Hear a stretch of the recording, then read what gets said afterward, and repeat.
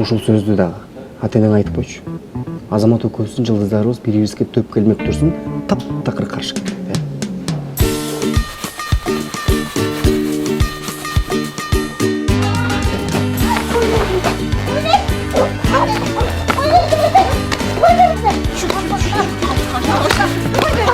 Акбактар, булакка иштерин карагыла, бул иштертин.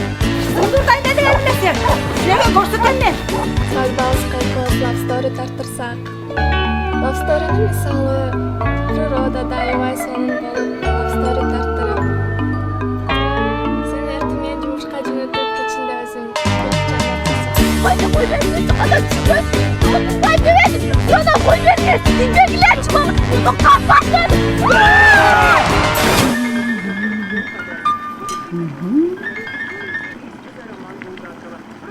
Алло. Жаңа сүйінші. Ой, болсын.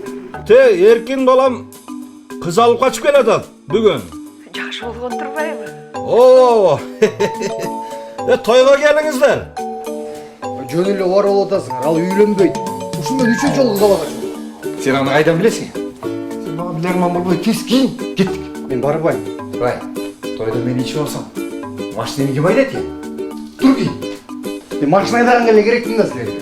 Ой, балам, бұл көйнек қандай? Құдаларға уят болбойын бе? Апа, бәрдер болмаса көйнөктөрдүн баарын тең кийип алсаңыз да жарашат бизге. Бирок убар болуп атасыңар, эркин үйлөнбөйт. Кандай түшүнбөйсүз го? Оозуңа таш. Эмне? Сен үйлөнбөсөң эле башкалардын балдары сабыкшып жүрө берсин. Бол, тур балам, тур. Біресіңер ме екенмін бұл жерде?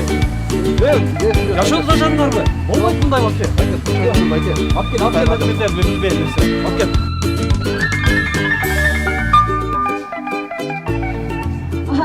Чыгып атабыз. Тез эле жетип калабыз. Ооба, барып калабыз.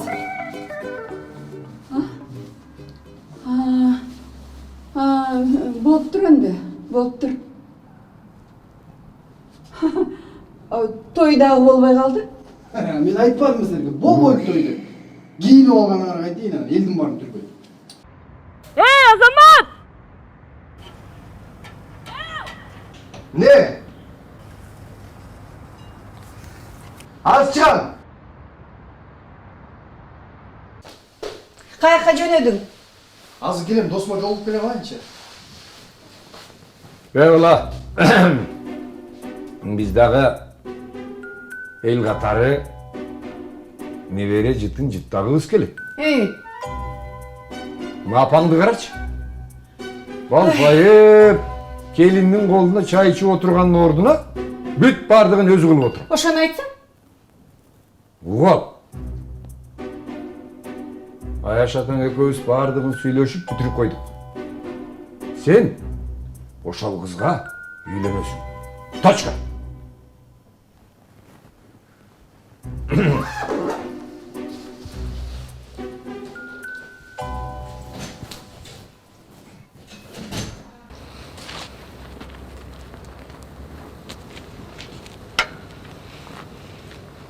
Кандай Димка?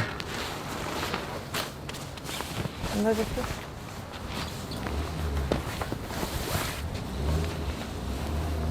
Эмне мана жок? Баягы эле да. Ата-энем үйлөн деп эле. Андан башка темалар калбай калганбыз. О, той дейткенбиз да.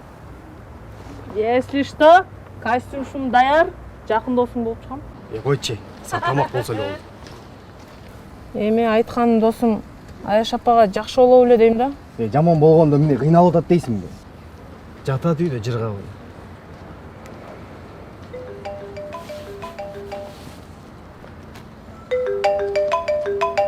Алло. Ассаламу алейкум, эркин кандай? Алейкум ассалам. Аза қандай? Жакшы, рахмат. Жаңалықты ұқтың да? Ооба, уктум. Эмне кылайын деп атасың?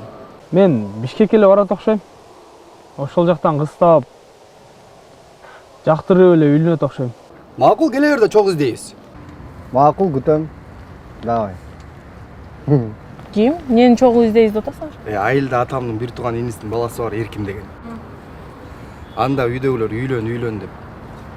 Айылда бир кыз бар экен, ошону алып беребиз деп, ошо кызды албай, 3 жолу кыз ала качты элестет.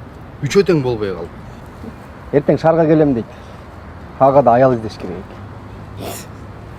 Шаарданбы? Өзүңдө эмне жаңы? Биздин дагы үйдө. Качан турмушка чыгасың? Турмушка чыкпай эмне? Күйөө аласыңбы деп. Эчимде күйөө алып ал да. Мен сага подружка болоюн. Мен деле той жем деп атам. Бар жок ушунабы.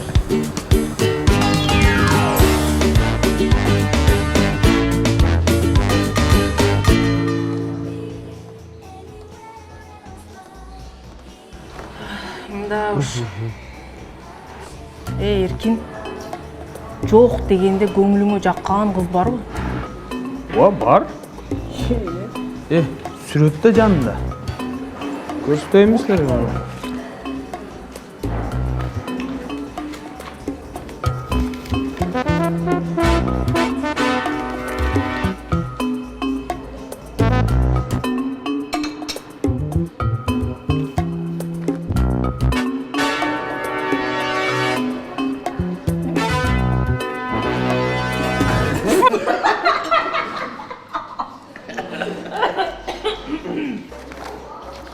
Эркин, сен бул кызды таанысың ба? Ооба, газетадан көргөм. Биринчиден, бул сени тааныбайт. Экинчиден, сени карабайт дагы. Үчүнчүдөн, модель экенин көрбөй турасыңбы? Качан токтотосуң ушундайыңды? Балдар. Кыскасы, мен түшүндүм Эркинге кандай кыздар жагат. Модель агентствода бир подружкам иштейт. Ошого барып жардам сурайбыз. Эркин, турчу орнуңа.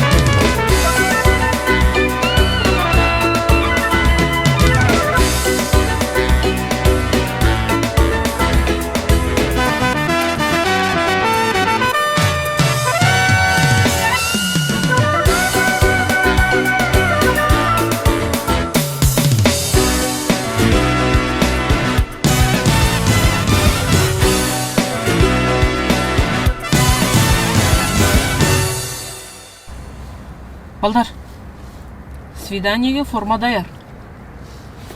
Досум жөнөткөн кыздардын списогу даяр.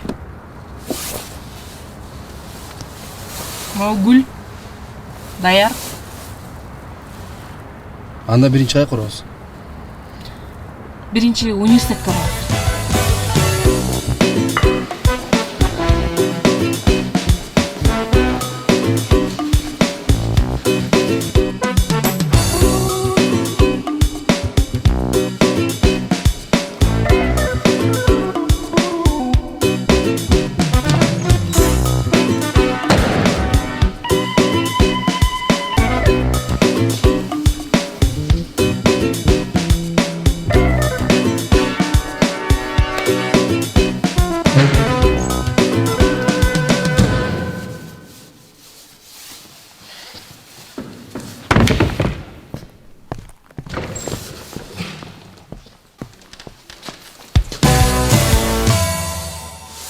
Ne oldu?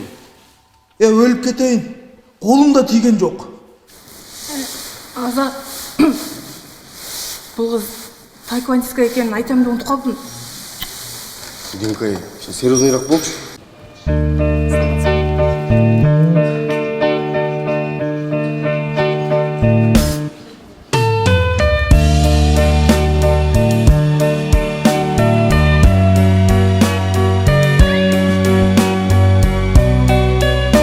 Короче, эгер көзүлүүнү турган болсок, медовый месяцте Европага, хотя бы Дубайда өткөрүшүбүз керек. Макул, сага турмушка чыктым дейли.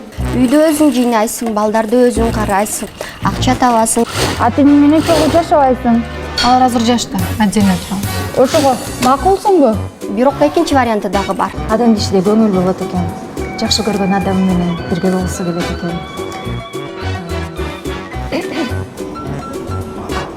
Мен модадан артта калганды жаман көрөм. Айына жок дегенде 3 жолу шопинг кылышым керек.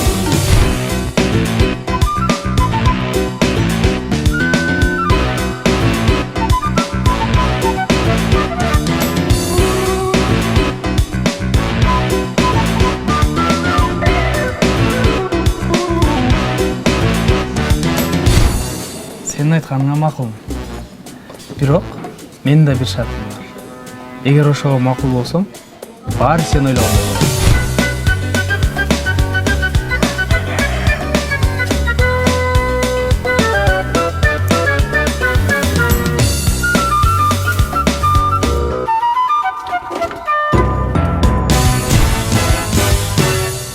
Эмнеге менде кыз темасына келгенде эле ушундай? Же мен жакпай калам, же мага жакпай калат. Же кыз алып качып келсем, болбогон эле себептер менен үйгө жетпей калат. Мен кыз издеп чарчадым. Апам айткан эле. Айгүлдү алып алат окшойм. Апама жагат. Бирок мага жакпайт да.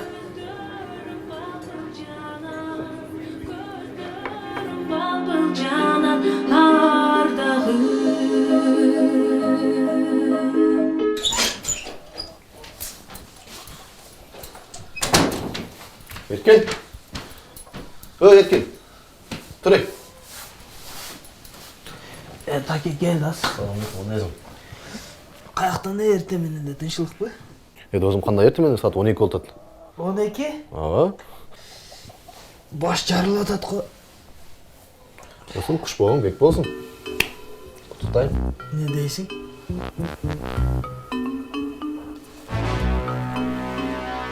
Etinka?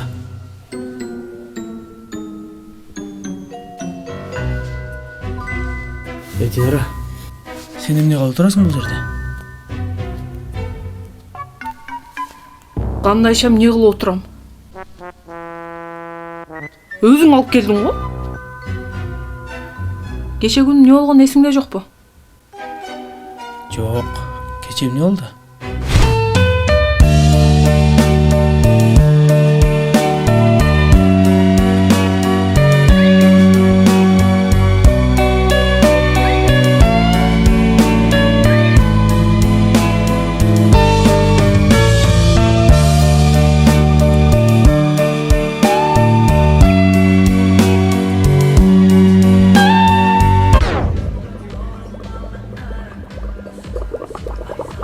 Dinka, sençi erkek мүнөз болбогонуңда мен сени ала алмакмын да. Erkekçi mi? Erkekçi. Alasın. Alam. Tiyesingби? Tiyemin. Azmat Peki, durunuz, durunuz. Ecem dursun da, durunuz. Azmat Peki, durunuz. Nurber kандай? Gel. Durunuz. Sen geldin mi? Gel Ali. Dursunuz. Kanka.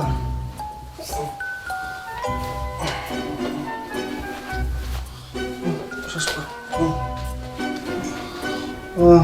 Жақсылар қандайсыздар? Ой балам, тұрдың бе? Саға çok рахмат. Атаң экөөбүздүн бир сөзүбүздү эки кылган жоксуң. Баары биз ойлогондой болуп атат. Бактылуу болгула. Azmat Peki. Айпери кандай? Качан келдиңер? Ой, жарым саат болду келгендери. Dursunuz Azmat Peki gelin göstereyim. Кимди? Gelin dursunuz. Gelin.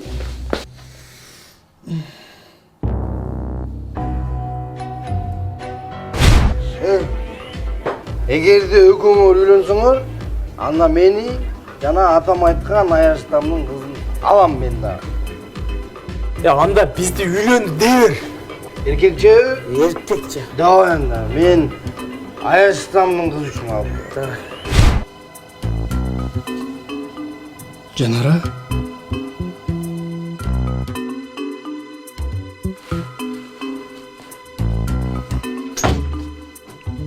Алло. Ya кечинде эмне болду? Динкаң менин үйүмдө көшөгөнүн артында отурат го? Сен өзүң прекрасно билесиң, ал кантип барып калганын. Жакпаса кетирбей. Анда анын ордуна Динканын ордуна Айгүлдү отургузуп коюшат да. Эркин. Короче, алда маселеңди өзүң чеч. Азыр менин үйүмдө да Жанар отурат. Давай. Мени чакырып атышат. Андан сүйлөшөбүз. Ey, demele ayıldan deli bir kız çakpaydı деп. Şarga var tap kelген kızık dedi gibi. Benim ca küçücük köyüne mi? Da çoğurak yok beкен ya. Ey bana. Ne de aytdım ben sana. Ey sen Aygül'dü kanalasın, uktun bu Aygül'dü. Munuldu için tezirip jetkirip sana, uktun bu. Hay bana da otam. Ey ыңтырабай барып жүрчү сен да. Тинка. Мындай да. Экөөбүз 2 ай чогуу жашайбыз. Сен кыжалат болбо. Экөөбүз 2 бөлөк жатабыз. Эч ким байкабагандай кылып, аял менен күйөөсүнүн ролун ойнойбуз. Эркин. Сен ойлоп сүйлөп атасыңбы? Кече мага эмне деп сөз бердиң беле? Эркекче деп сүйлөшпөдүк беле? Мен андай калпчы эмесмин, түшүндүңбү? Алып келдиңби? Жашайсың.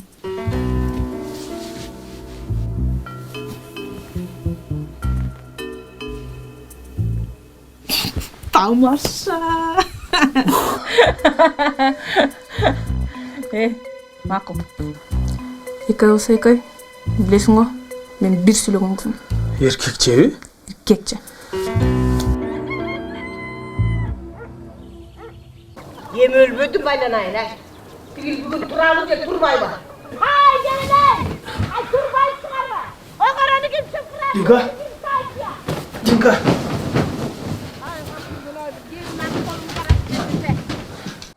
Азамат. Азамат. Saat 8 olub kaldı, durasın. Koyçu, geççi. Hay kalkın Günay bir gelin alıp kolumuzu aratı kendisi. Hey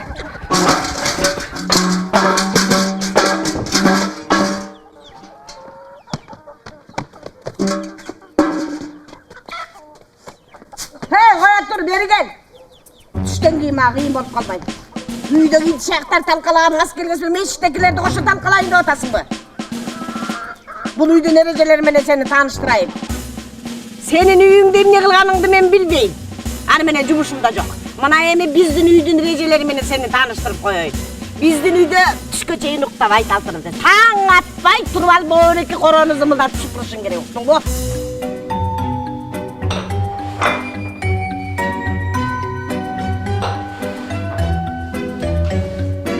Эртең uydu саашың керек. Да, эртеден бери күтүп атат сени качан келип сайт деп.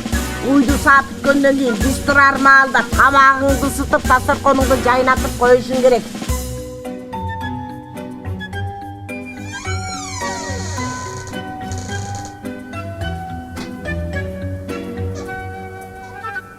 Çay içip бүткөндөн кийин булар тойду болуш керек деп дароо эле жыйнап кетпедик. Биз кичине отуруп гези токуйбуз. Азамат. Азамат. Азамат. Niye? Dizip zımıldatıp koyuyorsun. Bu düşündün mü? Düşündüm. Emine oturasın. Sıpırmaysın mı?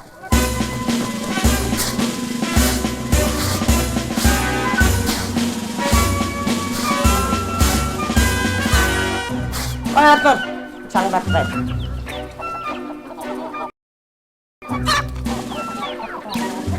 Emine oturasın caldırap, şıpır.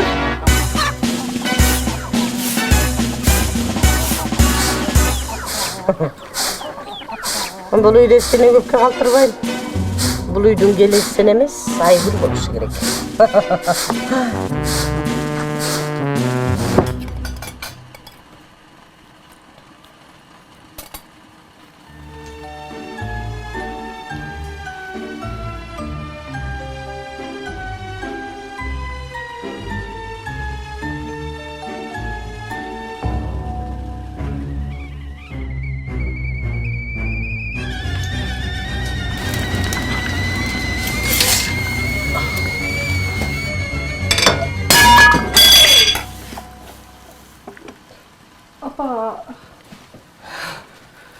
Емел бөтін бай сен келінеп жатып талқалап салмадың ғой қой.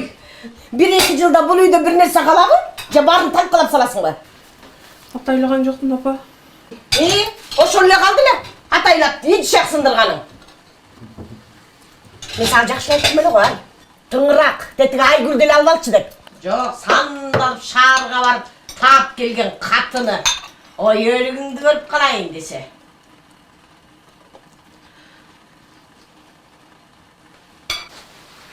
Мен барып уйду саап келейин. Абайла, уйдун жеринен жүрүп албай. Динка.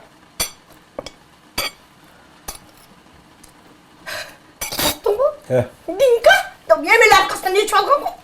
Болду да эми. Мен кече эле келди го. Ар бир ичип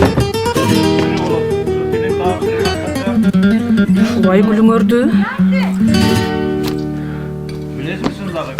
Жан келин болуп келгенде жаныңан чыкпай эле жакшынакай жардамдашып жүрчү элем го. Болдучу көп сүйлөбөй. Жейимне, мо жолуң менен халатты сага кийгизип коеюн. Мо жерге отура албайсың кайнене болуп. Бул үйдө мен кайненемин, уктуңбу? Өзүмдүн келинимди кандай тарбияласам өзүм билем. А сен кычылып агын.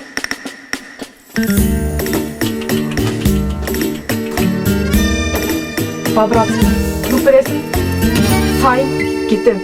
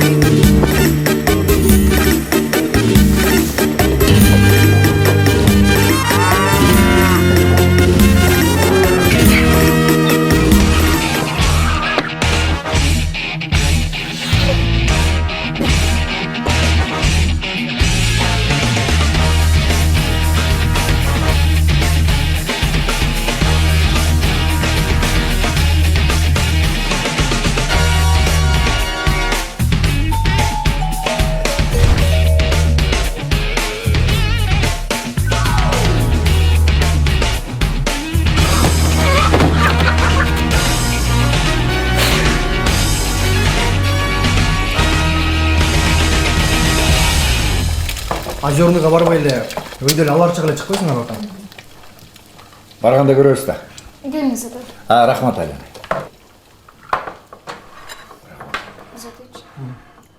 Рахмат.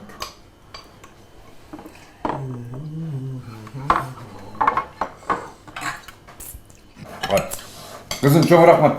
Мен рыбалкага шашып аттым эле. Атаң күтүп калды. Азамат, сен калган жок кой. Ата жебеле албайсызбы? Жок, сен жеп.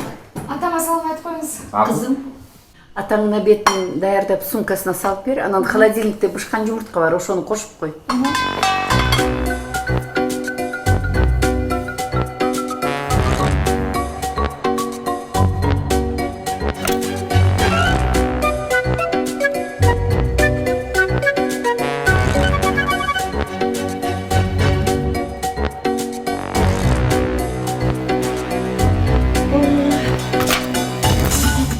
Не отырасың, батырақ қорбайсың ба? Азыр. Оны қорып қойғын.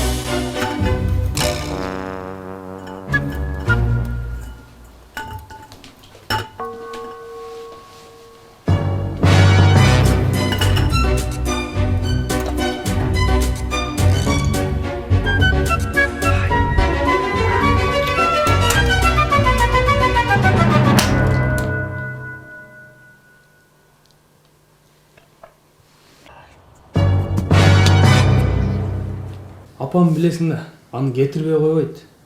Дагы эле тигил кошунанын кызы Айгүлдү алып барайын деп аракет кылып атат да. досумбай, ошондой дейчи. Бирок бул маселеңди өзүң чеч. Чын. Мени да билесиң. Сага кошулуп жөн жерден үйлөнүп калдым. Болгондо да жана Аяштамдын кызына. Бирок азыр ата-энем кайдымкыдей күлүп жыргап калышты. Өздөрү ойлогон келин келбеди үйгө. Бирок мен аны кетирем. Билесиң эмне кылып? Кантип кетирем деп атасың? Кайра өздөрүнө жаман көрсөтүп туруп. Анан өзүм каалаган, өзүм сүйгөн жүрөктүн ээсин алабыз да. Урматтуу коллегалар, Мунара строй курулуш компаниясынын дагы бир долбоорун сунуштайбыз. Атын Эверест деп атадык, 9 кабаттуу турак жай. Bunun özgöçөлүгү борборубуздун түштүгүндө жайгашкандыгына байланыштуу, абасы таза, транспортко өтө ыңгайлуу, баардык керектүү шарттар түзүлгөн. Жана ошондой эле мамлекеттик стандарттарга жооп берет. Балдар үчүн балдар айылчасы, биринчи этажда азык-түлүк дүкөнү, ден соолукту түшүнгөн борбору, сулуулук салону жана подвалда уна токтотуучу жай кошо курулат. Кандай дейсиздер? Мне проект понравился. Проект жакшы экен. Колдойбуз.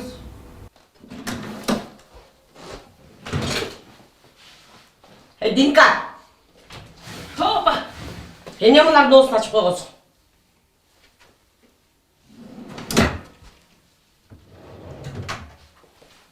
Тур жумушуңду кыл.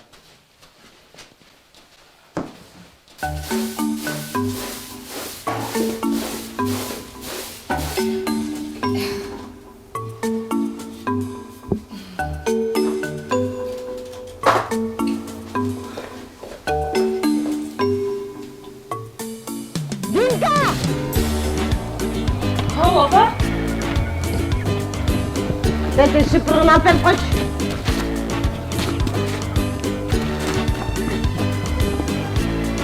Olma Arnavut. Emne jatasың үйдө? Tavaktorga жеп чочпайсың ба?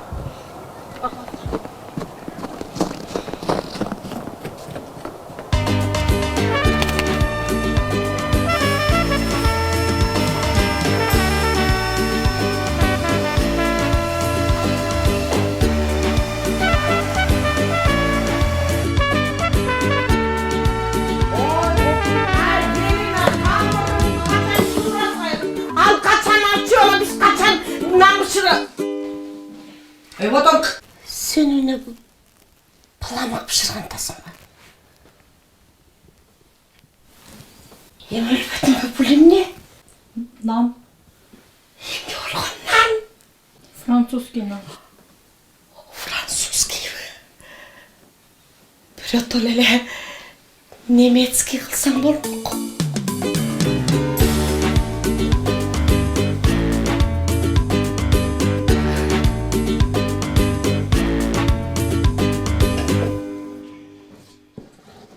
Ay gelin.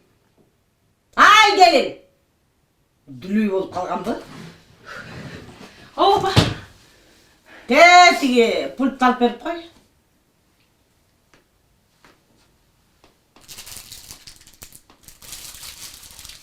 Dur televizorda tosup albayın. Çık çık bana avukatlarını kıl.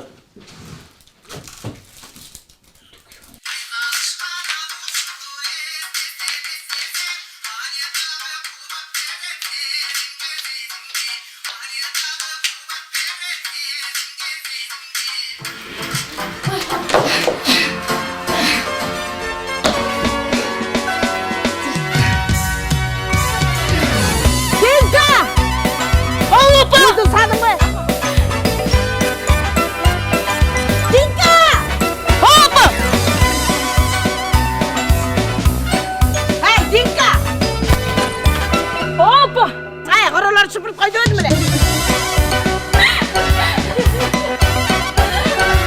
Dinka! Bak, konuşay. Bırak masaj kılç. Karma. Tamak yedin bile. Katıra karmaçı. İyi. Öldürüyorsun bu. чакырма.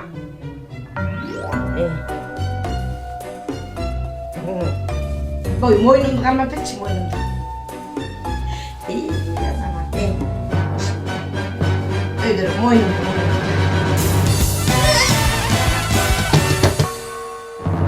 Hey! Karmavaysın çadırı, okutak kaldın mı? Bat. Жанара.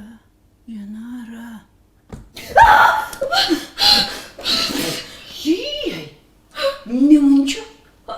Апа! Siz de almazsın yapayım baba. İyi apa.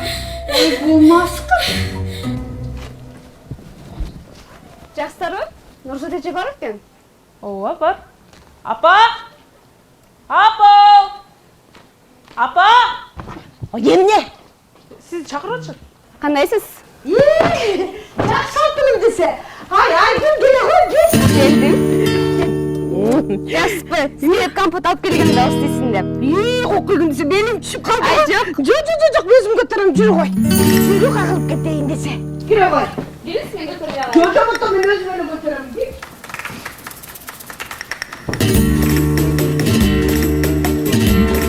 Gelin. Çay götür. Hazır. Hazır değil. Çay koyup içine bir çay içip, koluraşıp, söyleşip oturalım. Қандай тұрасың ана? Жақсы. Өзің тақырлы көрінбей кеттің ғой, күшкенде бір жақ барғансың ғой деймін. Ай, жоқ, жүре ушыл жерде. Қаражан тегілге компотты өзің жапқасың, жайында. Ада, өзіңіз көресіз. Келгендер. Жақсы келіп олдың абы. Біздің үйде тегіл компот жабат тұрған келін жоқ. Жоқ әлі, еми бар. Елін жасаймыз. Ей оралдыңыз. Келіңіз оралдыңыз. Келің, нан ал.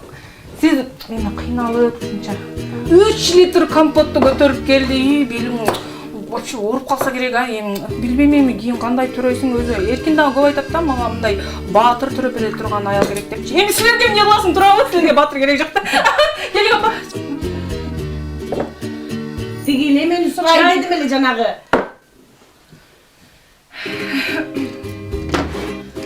Maldar geldi mi? Çayla. Ko'p çay ekan, qara çay ekan. Qara çay ekan. Sen degen tegel toq kepege barıp toq turgan jem çaçıp berip kelesiň be. Maqul opa. Hazır zerikpey o'tirib turыңыздар. Men hazır kelim. Baram.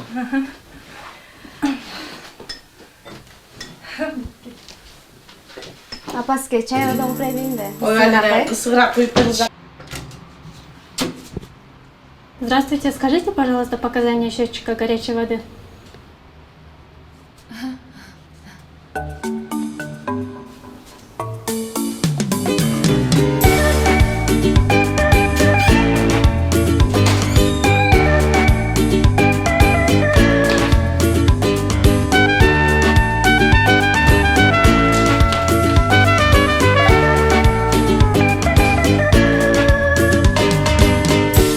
Ну что, девушка, вы посмотрели, какое там показание?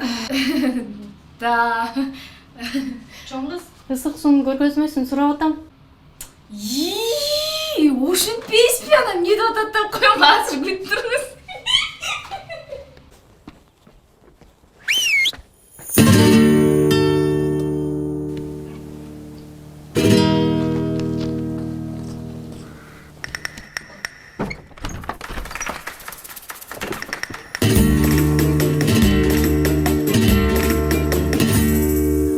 Түшүндүңбү мени?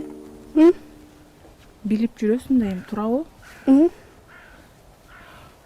Ай, неме компоттордун жабышын мен дагы рецепт менен сонун кыла турбайсың? Мен вообще сүйлөшүп эме кылабыз да. Ал досуңуздун тиши кармабай калыптыр, 10 жолу салып, мен эмне кылайын? Сварка алып берейинби? Таппаганың Рахмат айланаңыз, рахмат. Үстүңкү жактары деген алыс болуп калыптыр. Тишиң кармабай атпайбы? Бирке чыдап турсун, жакында дары дармектер келет. Анан өзүм лечение кылып, салып берем. Эки жумада буюрса.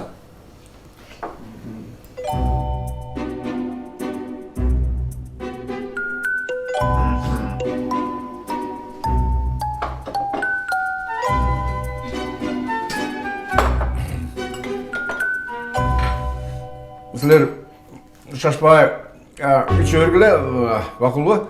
Мен жумуштан чай ичип алдым эле. Кызым, чоң рахмат айланайын. Тамаң абдан даамдуу болуптур, чоң рахмат.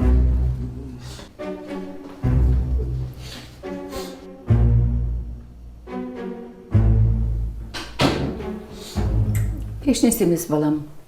Туз берчи. Кээде мен деле туз салганды унутуп койчумун. Эмне? Туз эген болуп калыптырбы?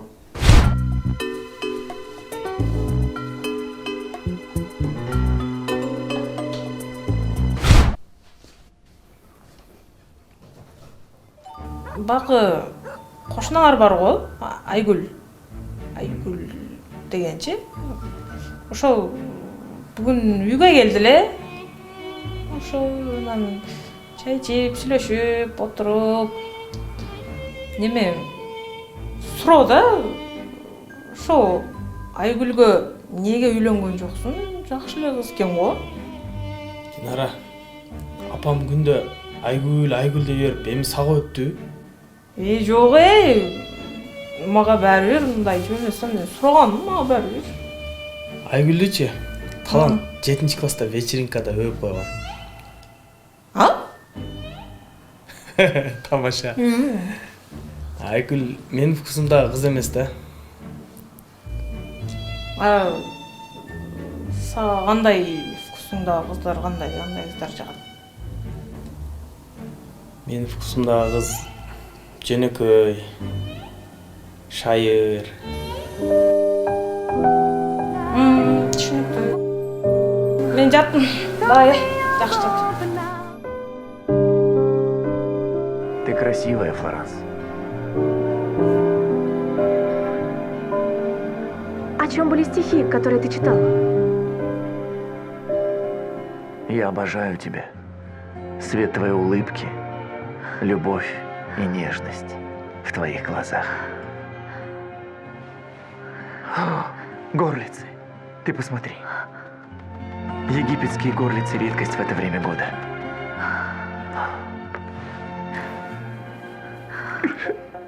Прости, на меня что-то нашло. За что ты извиняешься? За свой поцелуй? Ты меня разбудила, Флоранс. Я наконец-то почувствовал, что вновь живу. Благодаря тебе. Но слишком поздно. Ну, лети. Этот трюк со слезами всегда срабатывает. Не улетает, дура. Да наплевать, он все равно ее уже поцеловал. Мое сердце разбито. Я знаю. Жизель мне рассказала о твоем тяжелом разводе, о твоей депрессии. Я не смогу полюбить. Но ты,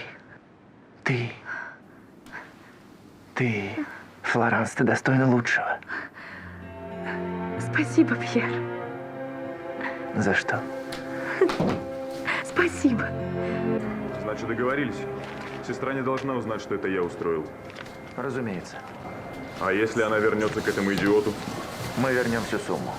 Такое случалось? Никогда.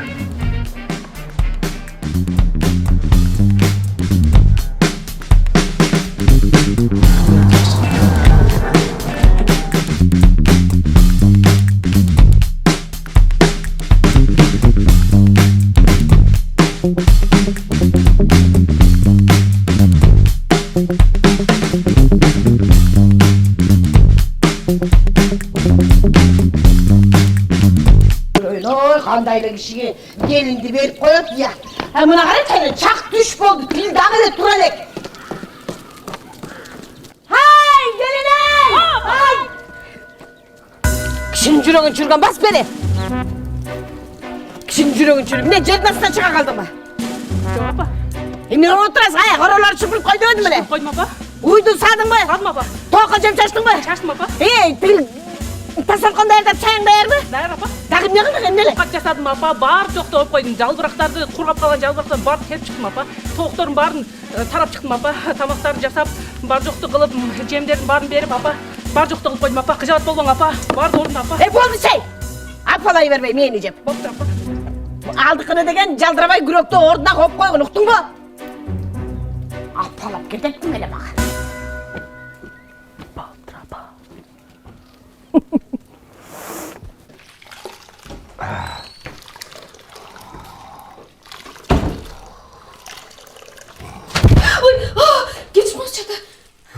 мейли, жүгір. Ай, байбиче. Өтірші. Қайты елінің таң атпай кір жуып атады. Болғында да қолы менен. Сен емне қолға жуды айттың бала. Ой, жоқ. Теге азаматтың іші болса керек. Кір жуғыш машина бар ма? Ошоға жуды байчы. Кухняға шақыр, мен ваннаға кірейін. Полчана кетерек. Ай, келин! Қатыра қарайшы. Ай, келин! Сендегі бір ит шақ жуып көрдің біле, мор кілімде май сайменен лапар қоп қойыпсың да қарачы болан, қарачы. Түшін емес бұл құлақтарын қоша жүріш керек, бұл майланы жып қаладай, майланы жып апа! Ушын өзіңіз жуып қойсаңыз болбой еле. Ей! Емне жалтырайсың? Жубайсың ба? Болды. Болды, аз жуып қойым. Өзің көріп атасың, жақсы. Балдар, кел берме? Үшінші этажға шығып бергіле. Кіргіштерді қыштарды жей бергіле. Азыр мен дағы көтертем кірамеден қыштарды. Мақсат? Айындағы үйім бар тұрау. Сенің айылға көніп алдым. Яққа келмейсің. Андан көріп жана шаардағы алған жеріңді мұнара строй қосам. Азыр мұнара строй жерлерді, машинелерді, ескі үйлерді алмашу негізінде мұндай шайтқанда бартерге алмашу отыр. Балаға үй болып қалсын. Анан қалғанын кейіншірек төлеп бересің. Мен сөйлесіп қоям, мақұл ғой?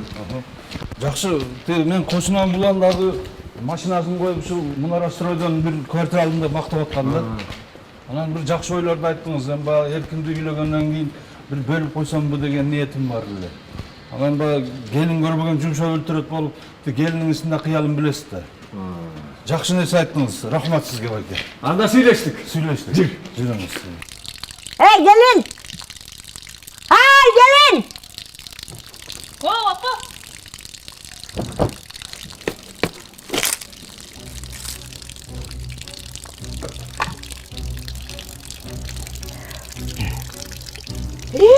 Қоқый десе.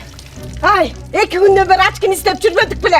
Ачки қаяқта десе қатып алып, ана бүгін шығып сындырғаның қандай айланайын, ай. Жоқ. Ай, білесің де, жақсы білесің де алдыңа кетейін, ай. Атаң ачкisi жоқ, кез тоқи албағын біліп, ана немне қылғаның.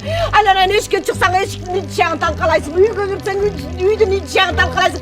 Емі бары бүті, ай, менден ала тұрған өчімді атаңан аласың. Бұл немне қылғаның, айланайын. Жоқ.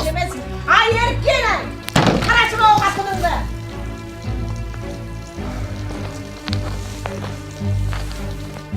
Емне болтасың? Жоқ, мен бұл жерге Кішіне көзіңе қарасаң болбай ма? тізілеп Апа! Еркин!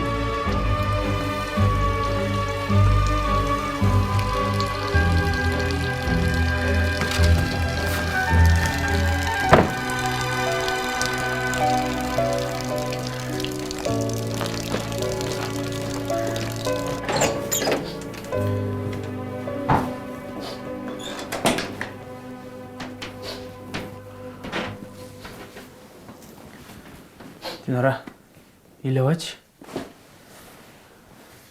Апам екеуіңер азырынша бір-біріңер түшінбей атасыңар. Апам өзі жақшы адам, кішіне чыдап қойшы сұраныч. 2 ай батылы өтіп кетеді. Анан қалаған жағыңа бара бересің. Қақтан дағаса тұрмышқа шыққан мақұл болдым. Мен келгенделе апаң мені келін қатары қабыл алған емес. Жаман көреді мені. Айттым ғой, апам өзі жақшы адам. Сені келінде емес, қызындай жақсы көреді. Сен не апаң тараулет оқшыресің? Сен барда башқача, сен жоқта башқача мамиле қылады. Ұрышып атса, тұрасың да уын шықпай. Менесі айтып қойсың, ботылы ғой болышып. Өліп кетейін, мен ал жерді ашки тұрғанын білген дейсің мен. Атайлық сындық дейсің мен.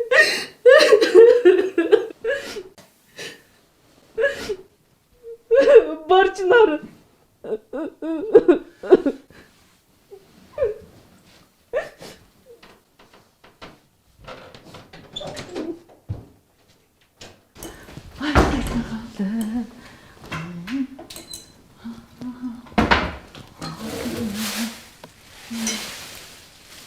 келиним. Ау? Бу эмне мусордун баарын бияка чогултуп алгансың? Жок апа, ал мусор эмес. Эртең базарга барсак бир нерсе нерсе көтөрөбүз да, ошон үчүн чогултуп койбойдум. Керек болот да. Ой, жок. Ой. Ай эмне? Баклажкалардын баарын тизип койгонсуң. Апа, бул деген эртең приправа, салаттарды жабабыз да. Аны ушу баклажкалар керек болот да. Мына чогултуп койдум. Ой, келиним. Эгерде ошончолук керек болсо, банкаларды мен сага сатып эле берем. Койгонко, жогот булардын баарын. Жогот.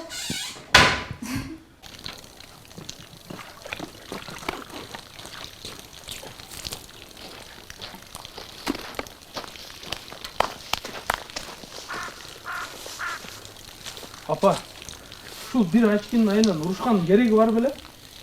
Сиз бул жакта нерп болуп отурасыз. Келиңиз тигил жакта ыйлап атат. Эй бала, эчтеке олып деле катныңа болушуп калыпсың го? Жакшы. Аябай жакшы. Туура да. Аялың турса, сага эненин де кереги бар дейм да. Апа, мен аялыма болушканым жок. Мен экөөңүздөр урушпаңыздар деп атам. Эчтеке болуп электе аялыңдын сөзүн сүйлөп калыпсың. 3 жылдан кийин атаң экөөбүздү эшикке куалап чыгат окшойсуң. Кеч болуп кала элегинде карылар үйүнөн орун алып коелу.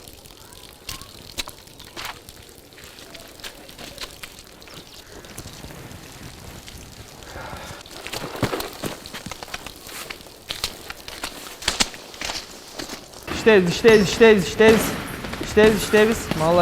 Молодец. Жакшы. Молодцы. Блок түшүп кетти. Жакшылап иштегиле. İşteyiz балдар. Турбайбыз.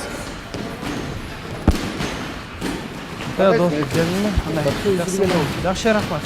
İşteyiz балдар. Ооба, чемпионатка даярдап атпаймынбы булар? Өзүң мындай үйдөйлөр жакшы. Жакшы, байкем жегендер жакшы жатсабы? Жүрүшөт, рахмат. Азамат. Мен эки оттун ортосунда калып жаман тажадым.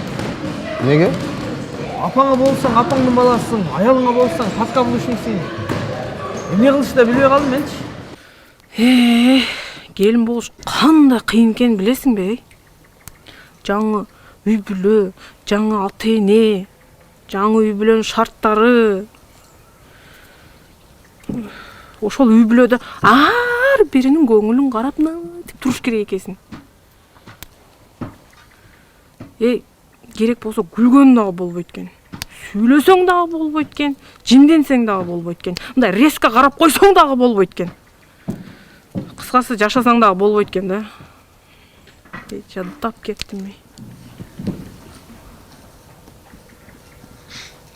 Мейле, апам издеп калбасын. Мен барайын. Дагы көрүшөбүз да. Анан эмне мени жыргап жүрөтүп атасың? Мен каяктан да динке көңүлгө кошула калдым билбейм мен. Эмне болуп аяштардын кызын алып калдым болду экен? Мен аны кетирем деп ата-энеме жаман көрсөтөм деп нелерди гана кылган жокмун. Ата-энем аны жаман көргөндүн ордуна күндөн күнгө көнүп атат. Күндөн күнгө келинин жакшы көрүп атат. Кайра мен күнөөлүмүн да ортодо. Ким жаман? Азамат жаман. Ким күнөөлүү? Азамат күнөөлүү. Ким? Азамат. İşteyiz балдар, işteyiz. Эркин. Короче, бул маселеңди өзүң чеч. Себеп дегенде сеникиндей маселе менин үйүмдө да бар, билесиң аны. Ошондуктан азыр муну эч кимге билгизбей, экөөбүз жакшы жагына чечип коюшубуз керек. Түшүнүп атасыңбы? Апа, келиңиz мен кагам. Жөн эле койчу.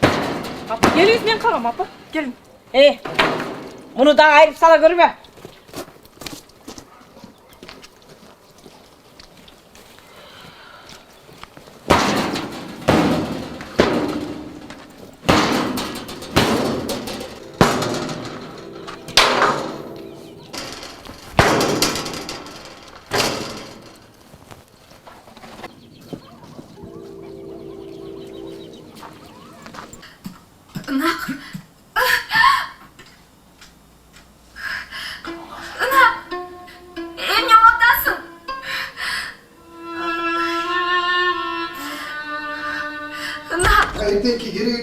канча жолу айтып атам, мага дүйшөмбү үлкө алып келип бериңиз. Өткөндөгүлөргө кошпойм. Келсеңиз ошондо кол коюп берем да. Макул. Сүйлөштүк.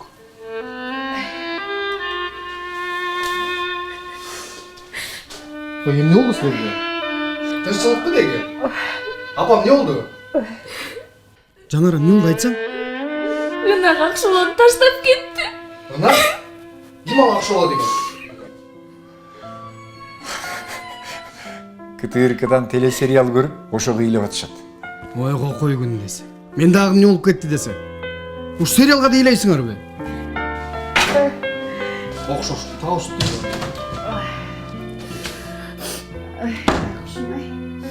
Жаман болду, жаман болду.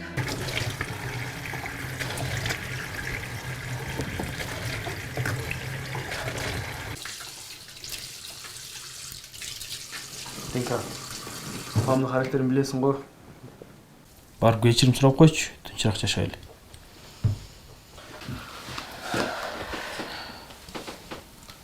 Кантип кечирим сурайм? Кантип? Апа, сиз мени урушканыңыз үчүн мен кечирип болмушчу деп кечирим сурайынбы? Бүгүн кечке аракет кылдым сүйлөшкөнү. Өзү болуп атса мен эмне кылайын? Керек болсочу, апам алдына 4 жолу сальто таштап туруп шпагатка отурсам дагы мени кечирбейт.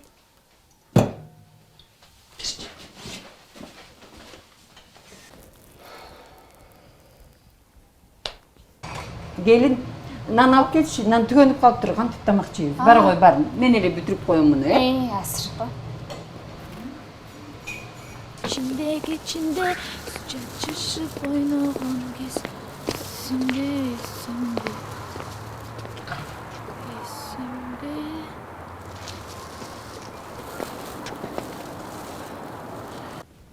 Ой, кеткенине жарым саат болду. Нанга да ушунча жоголобу я? Жакын эле го. Андан көрө аман эсен болсо экен. Телефонду да албай кетпеди. Бу аял киши эркектин кыйшык кабыргасынан жаралган. Муну түздөөгө мүмкүн эмес, уулум. Ошондуктан аял кишини алдап, бир ширин сөз менен тилин табыш керек да. Апаңдын кыялын билесиң го. Бүгүн ыйласа эртең күлүп жүрөт. Ошондуктан келинге кыжалат болуп, апаң экөөнүн ортосунда сен көп аралаша бербе. Алар өздөрү чечип алышат. Көрүнбөйт. Азамат келгенче таап коюш керек. Кой, андан көрө мен эшикке барып издеп келейин. Мен да барам.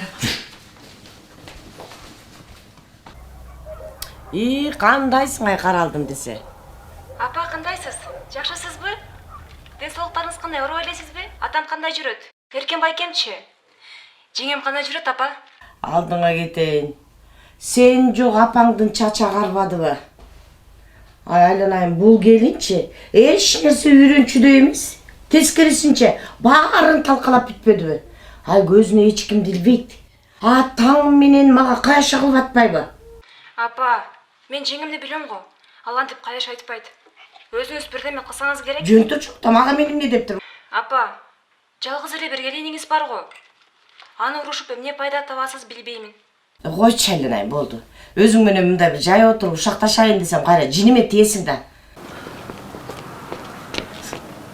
Ай, кайдан да жөнөттүм эле муну, я. Эми каяктан издейсиң? Аман болсо экен эми. Жүр тияктан. Апа.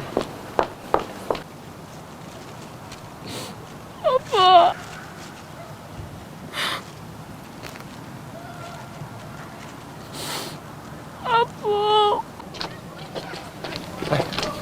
Келип турбу? Ой, ичинде жок. Камераны каратсам, нан алып чыгып кетиптир. Сен ар жакты карадыңбы? Жок эшек. Балким үй жакка барып калгандыр. Жүр эми тиякка карайлы.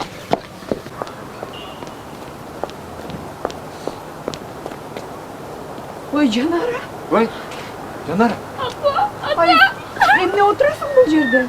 А биз сени издеп жүрбөйбүзбү? Үйдү таппай калдым. Жүрөгүңдү түшүрдүң го. Өзüm таппай қалдым. Тоғып қалған. Айтпадым беле адашып кетті деп жүрүй бери. Жүре ғой. Үйлердің бары осы екен. Ой. Сен не yaptın bu Я. Таза ауа жұталы деп шық. таза ауа жұтатасыз. Ондай суықта аяқтар таза ауа. Басқа үйге. Жүре ғой.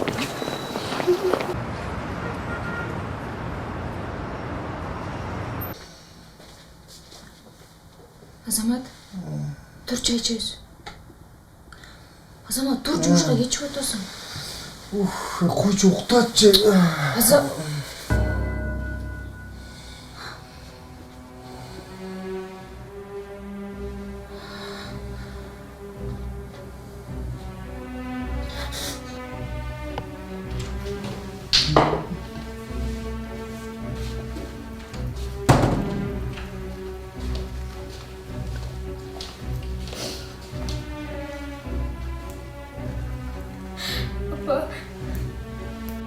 Не болып кетті? Балаңыз башқа біреуін жақсы көріп қалған осы. Не? Арғандай қыздардан SMS келеді. Түнде кеш келеді.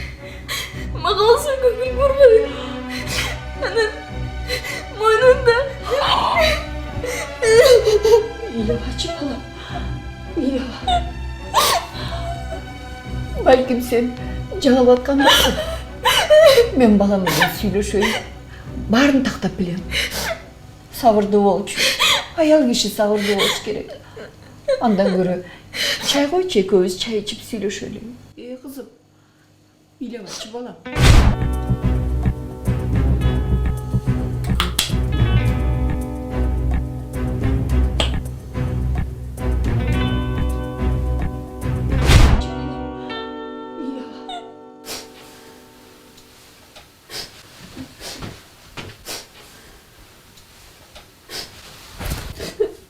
Enka? Ne oldu? Bir yerin oraya atava. Бары жақсы. Андай неyle atasın? Апам сағын. Қой чай, емеле. Жақында эле келдің ғой? Екеуі сөйлеспедік біле. Сенің апаң, менің апам, менің апам, сенің апаң болады.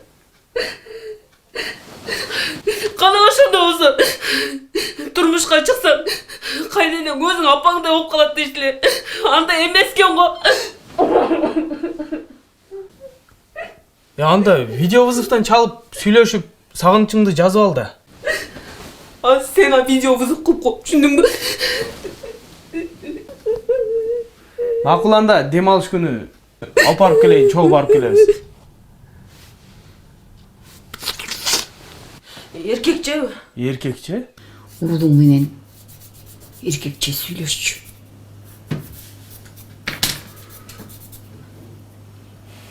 Ата-бала еркекше сөйлешкідей не болып кетті? Gelin ilap geldi. Улың кечінде кеч келеді екен. Келінге тақыр көңіл бұрмайды екен. Анын қыздардан SMS келеді екен. Сөйлесіп түсіндірші. Кей құдалардың алдында ұят болбойлы. Жарайды өзім сөйлешем. Ilgari biz жаш кезде апам bir күрішті суға қайнатып тұз қошпай берсе да біз соның дағымды тамақ боларды эле. Апамның тамағын сағындым.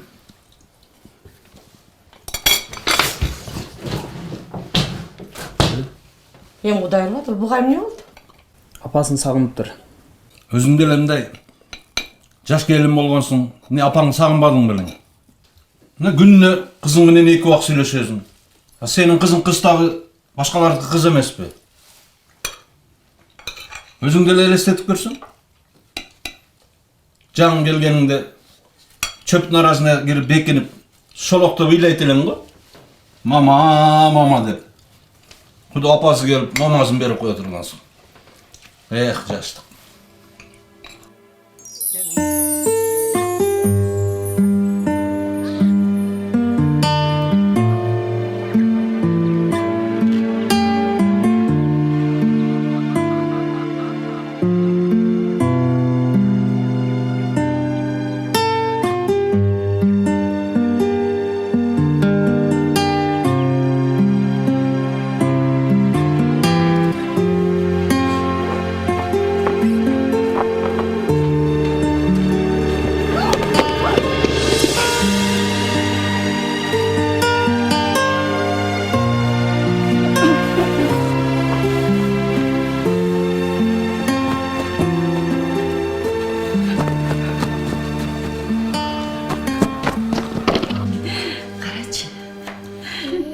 3 айында. Кичинекей болгон мамалакты менен. А болсо 1-класста. Кичинекей кезинде атам окшош болчу экен, э? Негизи эле атасына окшош. А болсо 3 жашында. Балам тентек болчу. Бир жолу элестет. 3 жашында. Карасам, горшокту башына кийип.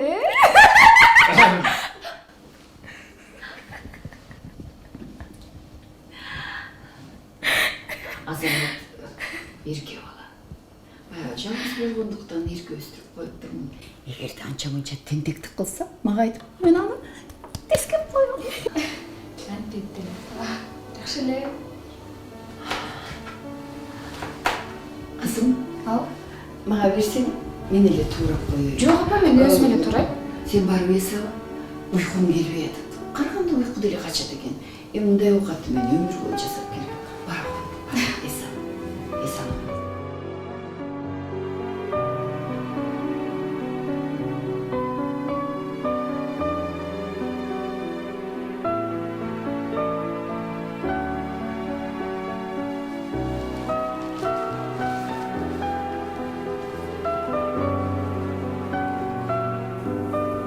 Эркен, уктай элексиңби? Жок.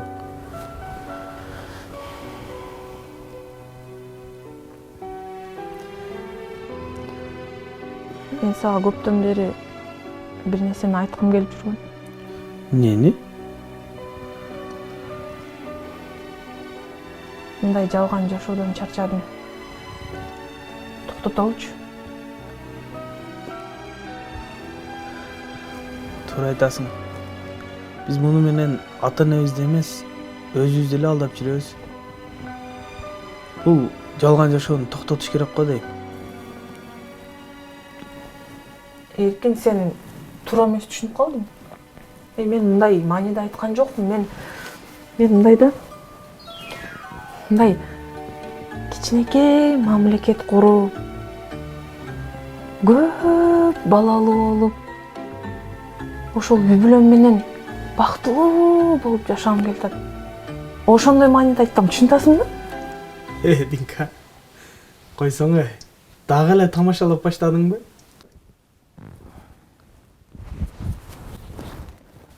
Мен сага тамашасы жок, эркекче айтып атам. Мен ойга чөп салганда унутуп калыптырмын. Барып келе коеюнчу.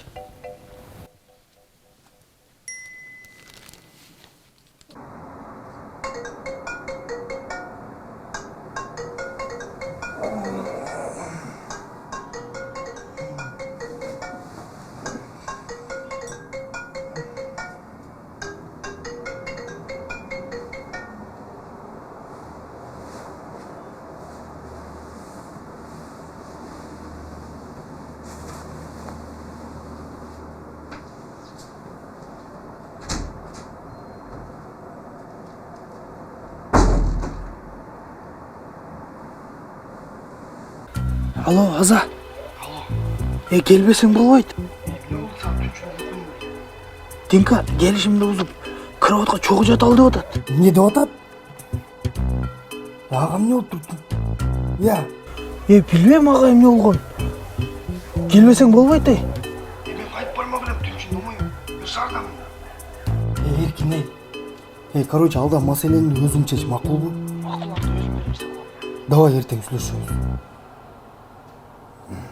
Эмне болуп кетти?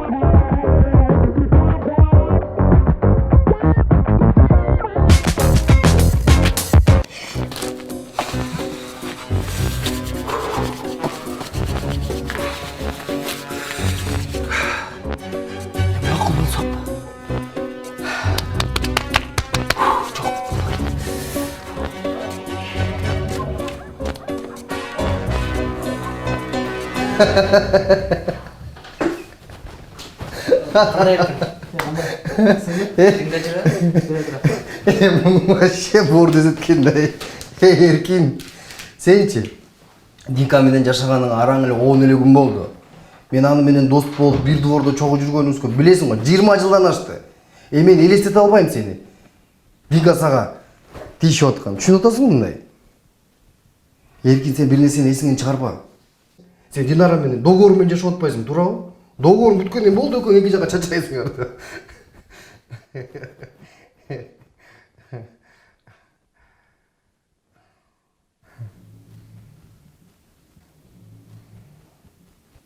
Эмне чын эле ошондой болду?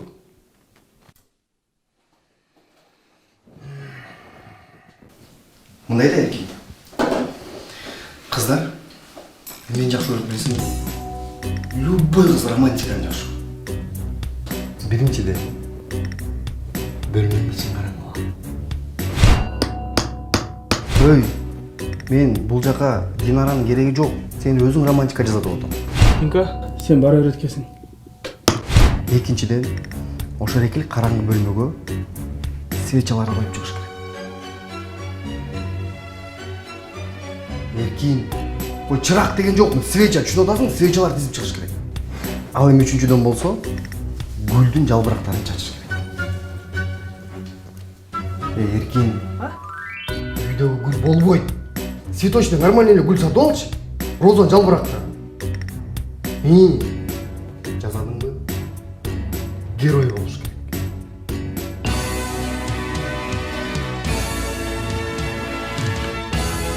Болу? Кинонун геройлору эмес, Динаранын өзүнүн геройу болуш. Не уктасың? Нормально уктасаң, үстүңө түшүп кетип атасың.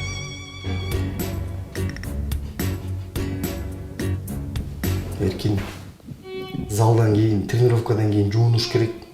Кыздар таза эркектерди жакшы көрөт.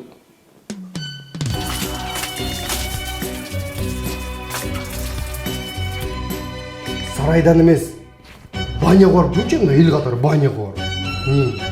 Болду. Ана эми Динканын жүрөгүн багындыра бер. Эркин. Эркин.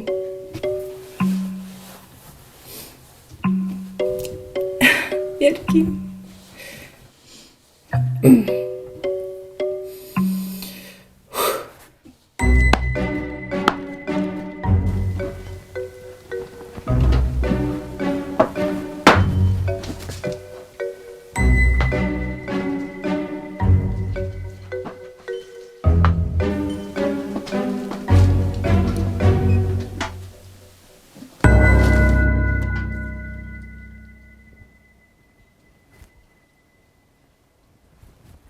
Кой бер.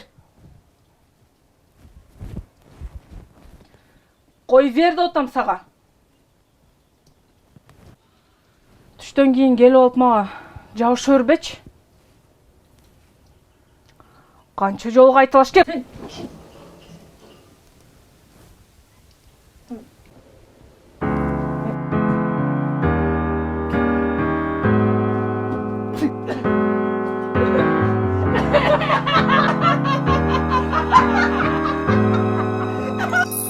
Менин сүйүм деңиздей бир чалкыган, чагылгандай чарчург этип чагылган, нөшөрлөгөн жамгырсып малталык бар. Сүйүм сага алоолонуп жагылган. Менин сүйүм, менин махаббатым, сага жетпей кыйналамын ардайым. Менин сүйүм, менин махаббатым, жүрөгүмдүн түбүндөсүн сен дайым.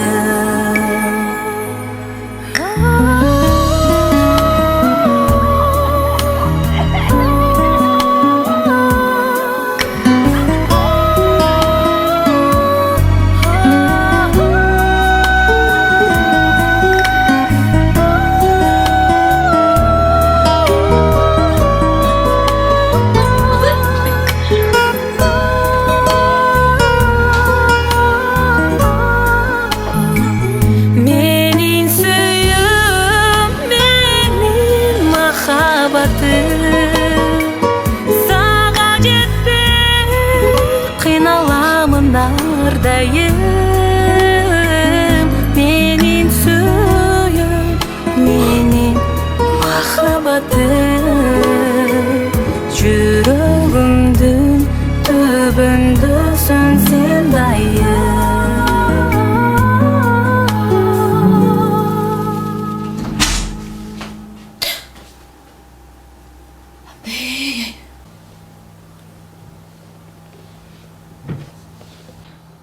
Yok ketken. Төшөктөрдүн үстүнө ким чайлардын баарын чачып салган ey?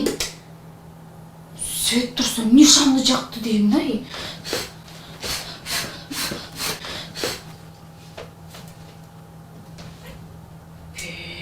Жаңа жыл бөлүктү не шампанна болгон?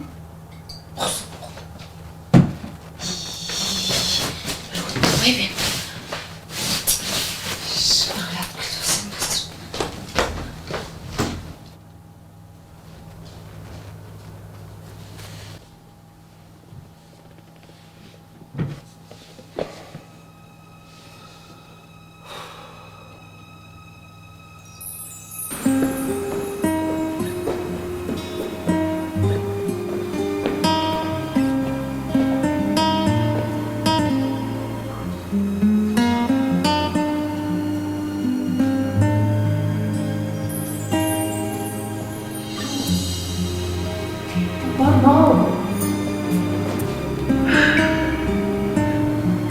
Өзің жасадың ба? Мені çünkü.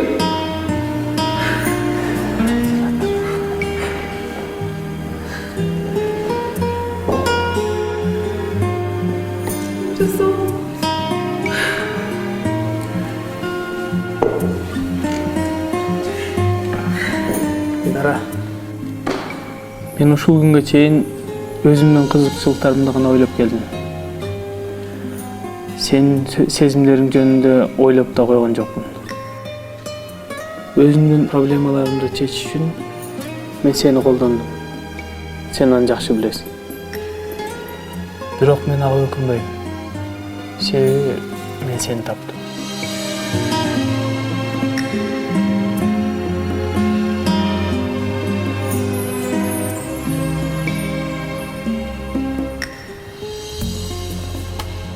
Эркин, сен үйүңдүн босогосун аттаганга чейин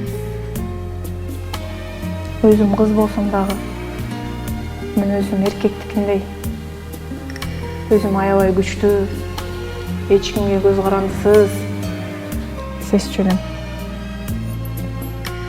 Бирок кыска убакыттын ичинде келишим менен жалгандан жашасак дагы аялдык сезим, үй бүлөлүк бакыт кандай экендигин түшүндүм. Ошонун баары үчүн сага рахмат. Мен муну эмнеге уюштурдум? Мен сага рахмат айтайын деп уюштурдум. Себеп дегенде сен биздин үйдүн босогосун аттагандан бери биздин үйгө кадимкидей жарык кирди. Биздин үйдө күлкүлөр пайда боло баштады. Мен ата-энемдин мындай бактылуу көз ирмемдерин көптөн бери көрө элек болчумун. Сага ыраазымын чындыгында. Мен сени кетириш үчүн эмнелерди гана кылган жокмун. Бирок сен ошолордун баарын көрүп, билип, түшүнүп туруп, көз жумуп чыдап койдуң. Сага рахмат. Мен өзгөрдүм. Сен менин көзүмдү ачтың. Албетте жакшы жагына. Кудайым буйруса биз бактылуу болобуз баарыбыз. Мен дагы ата-энемдин ушундай бактылуу көз ирмемдерин ар дайым көргүм келет.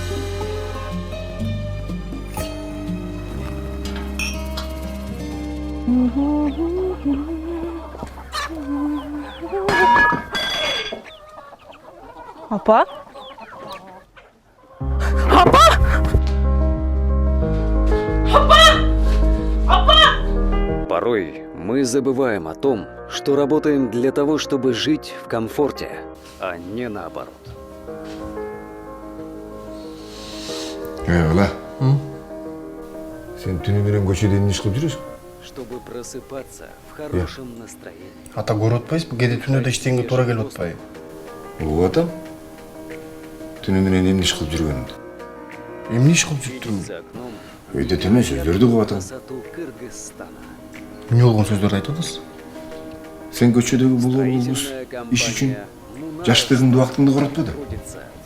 Андан көрө ушул убактыңды жаштыгыңды аялга коротпойсуң. Аял деген үйдүн буту. Ой, Жанара. Жанара. Ой, Жанара. Эже, кандайсыз? Өзүңүздү кандай сезип жатасыз? Ага эмне болгон? Кече сиз бизге тез жардам менен келип түштүңүз. Үйүңүздө эз учуңузду жоготуп кулап калыпсыз. Сиз эмне үчүн мындай бийик давление менен жүргөнүңүздү балдарыңыздан жашырасыз?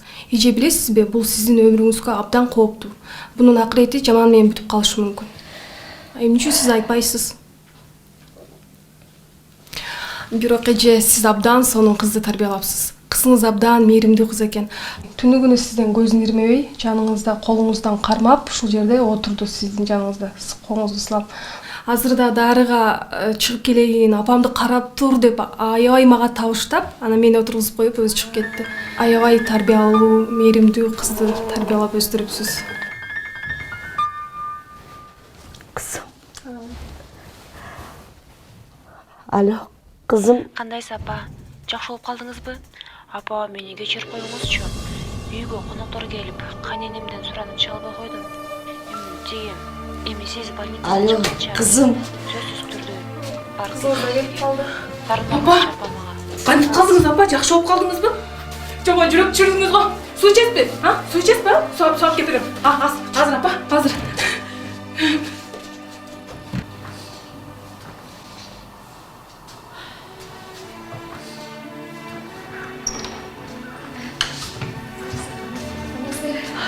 Кудай жабы. Кандайсың кызым, жакшысың? Келиңиздин акыбалы кандай? Сарсанаа болбоңуз, буюрса чоңойтачу эле болот экен. Ой, оозуңузга май рахмат. Сонун болбоду. Бирок келиниңизге азыр капаланганга болбойт. Болгон шартты түзүп беребиз. Өзүңүзгө жакшы караңыз. Рахмат, чоң рахмат. Оозуңузга май сүйүнчүсүн берем. Тумун деп атты, я. Ушун бар, сен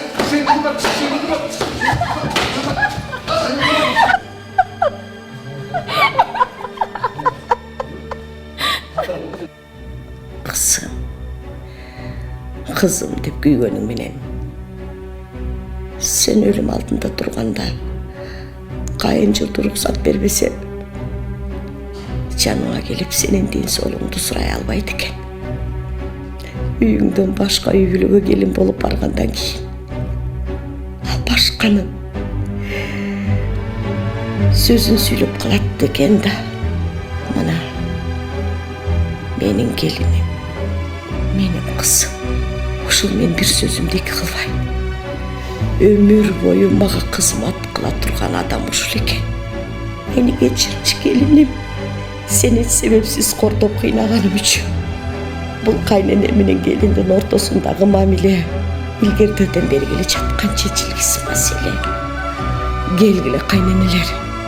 Ушул өзүнүн үй бүлөсүн таштап, биздин үйгө келген келиндерибизди кыйнабай, көп нерсени талап кыла бербей, тескерисинче үйрөтүп, келин эмес кыз кылып алалы. Ооба, келин эмес кыз кылып алалы.